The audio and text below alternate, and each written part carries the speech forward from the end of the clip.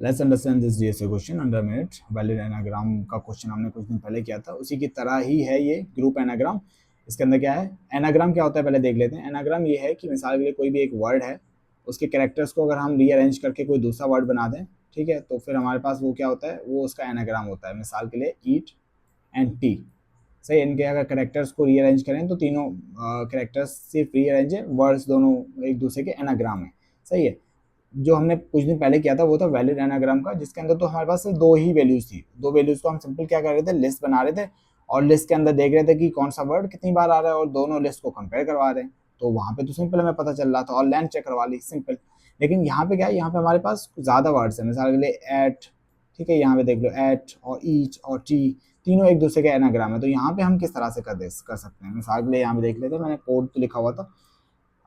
हम इसको इस तरह से कर सकते हैं। मिसाल के लिए जो ये तीनों हैं, इन तीनों की क्या सिमिलरिटी है, ये तीनों ही एक दूसरे के एनाग्राम है, तो मतलब इसकी की जो है उसको हम सिमिलर करके कंपेयर करवा सकते हैं। लेकिन अब डिक्शनरी मिसाल के लिए यूज करें तो डिक्शनरी तो इम्यूटेबल होती है, उसकी की तो हम मॉडिफाई नहीं कर सकते, क्योंकि हमें जब इसको चेक करवाना पड़ेगा एक एक वर्ड पे जाके, एक एक सॉरी कैरेक्टर पे जाके, तो हमें क्या करना पड़ेगा, उस जो की को म्यूटेबल होनी चाहिए, ताकि हम उसको चेक कर पाएँ एक एक पे जाके और उसको ऐड करते जाएं, और जैसे बराबर हो देन उसको हम ऐड कर दें। अगर वो इस वर्ड के हिसाब से वही की बन रही है और इसकी सेम बनेगी बिल्कुल, तो वो जाके हम उस एक की पे सिंपली हम इसको ऐड करवाते जाएं। तो कोड तो मैंने किया हुआ था, इसको समझ लेते हैं कि कैसे।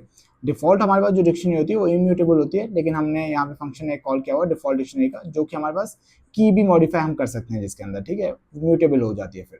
देन हमने क्या किया है, एक सिंपली लिस्ट बनाई है, डिक्शनरी बनाई है, ठीक है।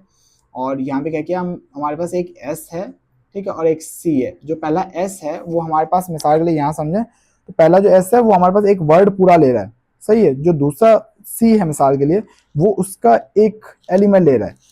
और उसके बाद ऑड का फंक्शन है। ऑड क्या कर रहा है, सी के ऊपर, मतलब ऑड फंक्शन अप्लाई हो रहा है जो कि सी के ऊपर अप्लाई हो रहा है। ऑड क्या कर रहा है, जस्ट उसकी एस की वैल्यू दे रहा है। एस की कोड क्या होते हैं देख लेना, आइडिया हो जाएगा एस की कोड। और एस की कोड के हिसाब से हम क्या कर रहे हैं, उसको अगर थोड़ा सा इस तरह से मैं समझा दूं, उसकी जो एस की वैल्यू आ रही है उसके हिसाब से हमारा ये बन रही है, ठीक है। एक ये हमारे पास आगे वैल्यू उसकी, मिसाल के लिए, जो कि हम क्या कर रहे हैं कोड के अंदर, मिसाल के लिए यहाँ देख लेते हैं क्या कर रहे हैं, हम यहाँ उसको एज अ की बना रहे हैं। अब मिसाल के जो भी सिमिलर वर्ड्स होंगे उनकी की एक बनेगी, और उस की के ऊपर हम क्या करेंगे, उस की के ऊपर वर्ड अपेंड करवा देंगे। वर्ड क्या होगा, एस क्या था, जैसे ईट है, तो ईट की भी की वही बनेगी, और टी की भी की तो सेम बननी है, क्योंकि तीनों के वर्ड सेम है।